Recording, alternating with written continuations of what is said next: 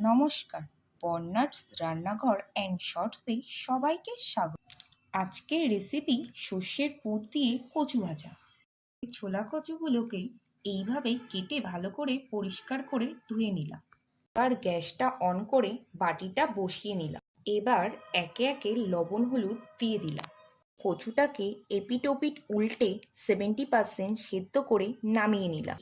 কিছুটা সর্ষে লঙ্কা দিয়ে একটু গাঢ় গাঢ় করে বেটে নিলাম।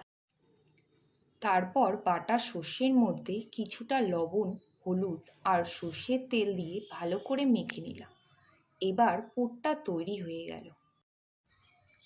এবার সিদ্ধ কচুগুলো একটু ঠান্ডা হলে ওই রেডি করে রাখা সর্ষের পুরগুলো ভরে নিলাম। এরপর কড়াইতে তেল দিয়ে দিলাম।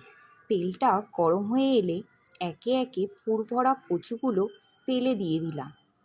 এরপর কচুগুলো এপিট ওপিট উল্টে লাল করে ভেজে নিলাম। রেডি হয়ে গেল সর্ষের পুর ভরা কচু ভাজা।